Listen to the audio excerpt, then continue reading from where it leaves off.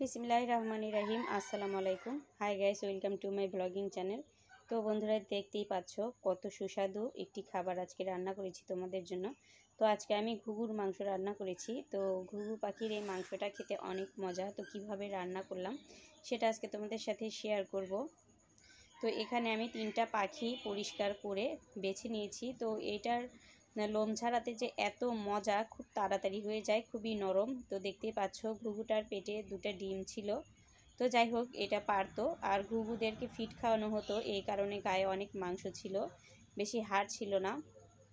তো 3টা ঘুঘু কেটে অনেকটুকুই মাংস হয়েছিল, দেখতেই পাচ্ছ এতটুকু পরিমাণ হয়েছে। তো আমি পরিষ্কার করে মাংসটাকে ভালো করে ধুয়ে একদম ফ্রেশ করে নিচ্ছি।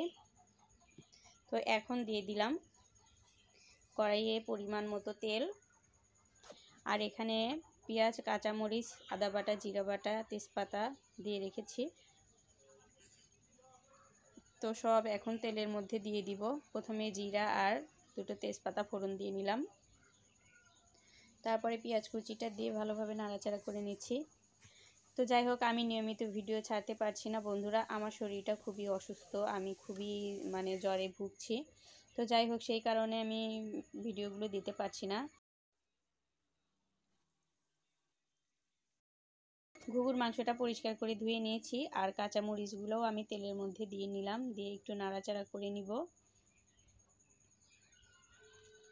তো এখন দিয়ে দিলাম জিরে বাটা, আদা ও রসুন বাটা, দিয়ে একটু নাড়াচাড়া করে একটু পানি দিয়ে নিব। মশলাটা কষানোর জন্য পানি না দিয়ে নিলে মশলাটা পুড়ে যেতে পারে। তো আমার টাইফয়েড জ্বর হয়েছে, তো এই জ্বরের কারণে আমি ভিডিও করি কিন্তু এডিটিং করা সময় পাই না, এই জন্যই করি না। তো আমি গরম মশলার গুঁড়ো, লবণ দিয়ে নিলাম, তারপরে মরিচ গুঁড়া, ধনিয়া গুঁড়া আর হলুদ গুঁড়া দিয়ে ভালোভাবে মশলাটাকে কষিয়ে নিচ্ছি। তো মশলাটা ভালোভাবে কষানো হয়ে আসলে এখানে দিয়ে দিলাম ঘুঘুর মাংস। তো মাংসটা দিয়ে একটু কষিয়ে পানি দিয়ে জাল করে নিব। তো শরীরটা খারাপ হলে যে আসলে এমন হয়, আজ 2 বছর যাবৎ আমি জ্বরে ভুগছিলাম। তো অনেক জায়গায় অনেক টেস্ট করাছিলাম, আসলে সেগুলোতে ধরা পড়ছিল না। তো লাস্টের এই টেস্টে ধরা পড়েছে আসলে টাইফয়েড জ্বর হয়েছে, এই কারণে আর কি শরীর সারাক্ষণই জ্বরে আক্রান্ত থাকতো, কোনো কিছুই করাতে মন লাগতো না। তো অনেক কষ্টের মাঝে তবু আজকের এই ভিডিওটা ছাড়ছি। তো বন্ধুরা, আশা করি কেমন হলো তোমরা কমেন্ট করে প্লিজ জানাবে। তো এই তো কষিয়ে একটু পানি দিয়ে নিলাম, এখন ঢাকা দিয়ে জাল করে নিব। তো ঘুঘুর এই মাংসটা আমি কোনো প্রকার ঝোল করে রান্না করব না, একদম কষা কষা করে রান্না করব, তাহলে খেতে ভালো লাগবে। আর ঘুঘুটাতে অনেক মাংস হয়েছিল, যেহেতু ফিড খাওয়ানো হয়েছিল, তো যে কারণে হাড় ছিল না, খেতে মজাই লাগছিল।